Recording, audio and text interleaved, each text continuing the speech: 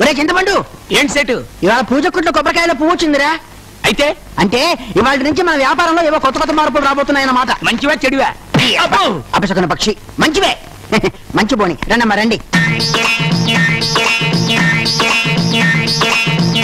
ఏం కావాలి ఏం కావాలి అది ఏది అది అదే ఏది అదండి పేరు చెప్పమ్మా స్వప్న నీ పేరు కాదు నీకు ఏం కావాలి దాని పేరు పరోటాలు చేసుకుంటారే అది మైదా పిండి మైదా పిండి ఎంత కావాలి 5 లీటర్లు ఇవ్వండి లీటర్లా పిండి లీటర్లలో ఇవ్వరమ్మా కిలోల్లో ఇస్తారు అయితే కిలోలోనే ఇవ్వండి రే చింతపండు మైదా 5 కిలోలు ఇంకేం కావాలి ఇవి 2 కిలోలు ఇవ్వండి అరటి పండ్లు ఇవి కిలోల్లో ఇవ్వరమ్మా డజన్ల చొప్పులు ఇస్తారు అయితే 2 డజన్లు ఇవ్వండి తర్వాత ఇది కావాలి ద్రాక్ష పళ్ళ ఎంత కావాలి 2 డజన్లు ఇవ్వండి అలాగే ఎక్కడికి బయలుదేరావు ద్రాక్ష పళ్ళు 2 డజన్లు ఏంట్రా చూడమ్మా అవి కిలోల్లో ఇస్తారు కిలో అరకిలో పావు కిలో అట్లా ఎంతమంట అయితే 1 కిలో ఇవ్వండి అరకిలో చూడమ్మా నీకు తెలియదేమో చెబుతాను ఇప్పుడు ఇవేమో కిలోల్లో ఇస్తారు కిలోలో కాదు ఇవి డజన్ లెక్కన ఇస్తారు అవేమో లీటర్లో ఇస్తారు లీటర్లు కదమ్మా అవి అవి అవి అవి డజన్లు కిలోలో ఇస్తారు అదేమో పిండి డజన్ నీకు అర్థమైందా అయితే ఓకే నువ్వు సరుకులు కొట్టుకో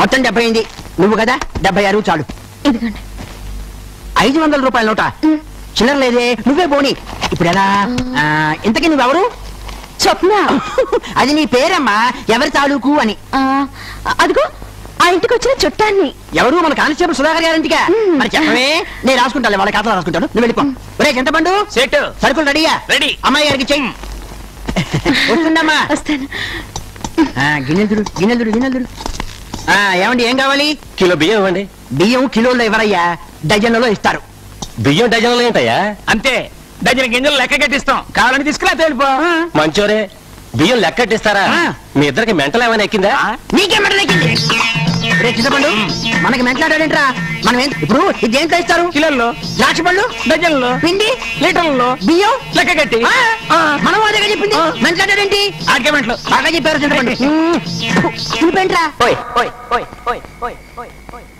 ఓలా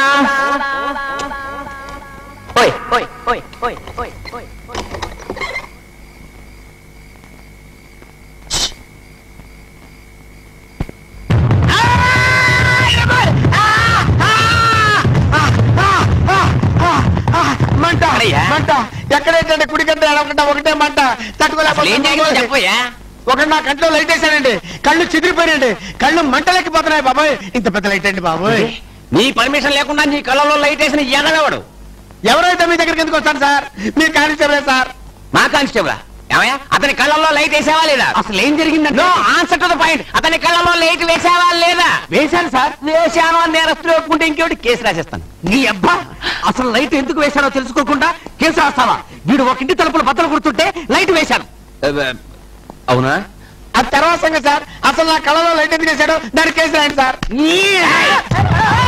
లాగి ఎత్తావా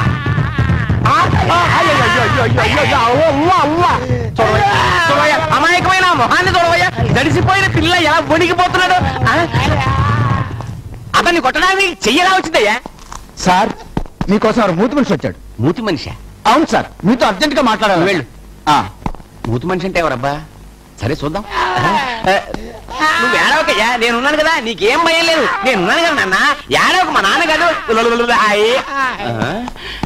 ఏమయ్యా నేను లేకుండా చూసి వాడిని కొడితే నీ లాటి నీ ఒంటి మీద విరుగుద్ది చిమితాయిచి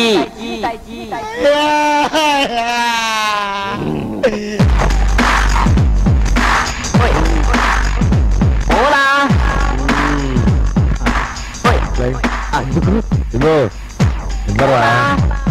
ఎందుకు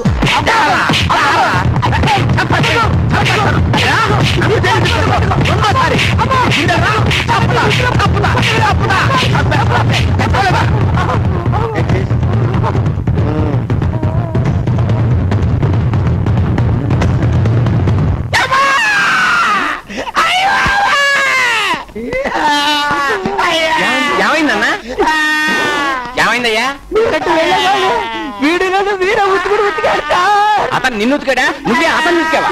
వీరలాగా లాఠీతో కొట్టాడు సార్. ఏమయ్యా, నేను వెళ్తున్నప్పుడు ఏడుస్తూ ఇక్కడే కూర్చున్నాడా? నేను వచ్చేసరికి ఏడుస్తూ ఇక్కడే కూర్చున్నాడా? అతను నిన్ను లాఠీతో కొట్టాడంటే నమ్మే అంత పిచ్చి వాళ్ళే కనిపిస్తున్నానా? ఒక అమాయక పౌరుడి మీద లేనిపోని కేసులు బనాయించినందుకు నిన్ను వారం రోజులు సస్పెండ్ చేస్తున్నాను. అబ్బా!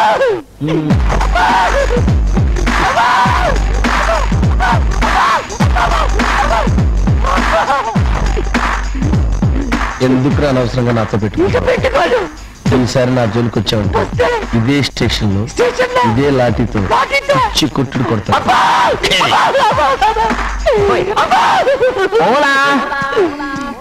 ఒక దొంగ ఖైదీల ముందు నన్ను వీరబాదులు బాధడమా? ఇంతకన్నా ఘోర పరాజయం ఎలా ఉంటుంది? రారా, ఈసారి వీడు దొంగతనం చేస్తుంటే రెడ్ హ్యాండెడ్ గా పట్టుకున్నాను సార్. ఓలా, నేను నమ్మలేను. మీరు నమ్మరని ముందే ఊహించి ఏ షాపులో అయితే దొంగతనం చేశాడో ఆ షాపు ఓనర్ని సాక్ష్యంగా తీసుకొచ్చాను సార్. ఎవడు వాడు? ప్రవేశపెడతాను. మహారాజశ్రీ షాపు ఓనర్ గారు దయచేయండి. మూటిగాడు. నమస్కారం సార్. సార్, నేను గతంలో గుర్తులు చెప్పానే, అతన్ని పట్టుకొని అతని 10 రూపాయలు ఇచ్చేశారా? అవన్నీ తర్వాత ముందు ఈ సంగతి చెప్పండి. ఇతను మీ షాపులో దొంగతనం చేశాడా? ఎవరు దొంగ? పోలీసు దొంగతనం చేయడం ఏంటి? ఇతను మీ షాపులో దొంగతనం చేశాడా? చేశాడు. ఇప్పుడేమంటారు సార్? బుక్ చేయండి, కేసు బుక్ చేసి కేసు బుక్ అయిన తర్వాత చెప్తారండి పని. సెల్లో పెట్టి చిత్తం కొడతాను, మక్కలు కొడతాను, జాయింట్లు విరిచేస్తాను. టెన్షన్ పడద్దు ప్లీజ్, కూర్చోండి.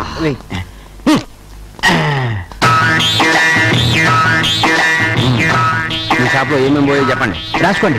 8 బియ్యపు గింజలు. బియ్యపు గింజలు, బియ్యం రైసు తింటామే. 8 బియ్యపు గింజలు పోవడం అంటే అంతే, రాసుకోండి. నెక్స్ట్ 2 బస్తాల నూనె. 2 బస్తాలా? నూనె కొబ్బరి నూనె అండి, తలకి రాసుకుంటామే అది. నీకు మూతాడటం తప్ప మెదరాడుతున్నట్లేదు. నూనె డబ్బాల్లో ఉంటుంది, బస్తాల్లో కాదు. మా షాపులో ఉంటుంది, కావాలంటే వచ్చి చూసుకోండి. ముందు మీరు రాయండి. ఇంకా 5 లీటర్ల సబ్బులు, 2 పెసర గింజలు, 3 మిరప గింజలు, 4 కిలోల కొబ్బరికాయలు, 2 గంపల షాంపూ. మీ ఎస్ఐ గారు చాలా హ్యాపీగా ఉంటున్నారు. మళ్ళీ వస్తా. వీడికి మూతాడించడం ఒకటే అనుకున్నాను, మెదడు కూడా పనిచేస్తున్నట్లేదు. కిలోల్లో చెప్పాల్సిన లీటర్లో చెప్పాల్సిన బస్తాల్లో చెప్పాల్సిన అంకెల్లో చెప్పి మెదడు తినేసాడు. దీన్ని బట్టి తమరికి ఏమర్థం అవుతుందండి అయ్యా? ఏమైనా అర్థం అవడానికి అసలు బుర్ర పనిచేసి వస్తే కదయ్యా. ఈ కానిస్టేబుల్ గారు నా మీద తప్పుడు కేసు బనాయించి దొంగ సాక్ష్యం తెచ్చి ఆ పిచ్చి వెదవ ముందు మిమ్మల్ని వెర్రి వెదవని, సత్తు సన్నాసిని, వెర్రి వెంగళ పని చేయడానికి ప్రయత్నం చేసినట్టు అనిపించడం లేదు?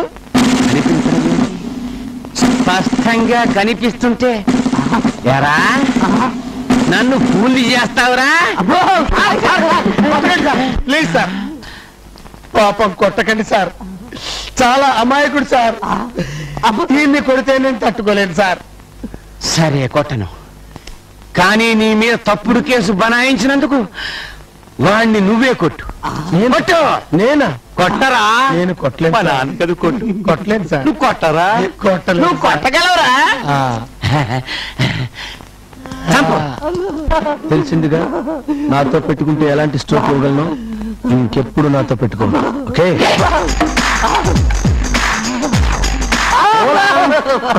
All the best.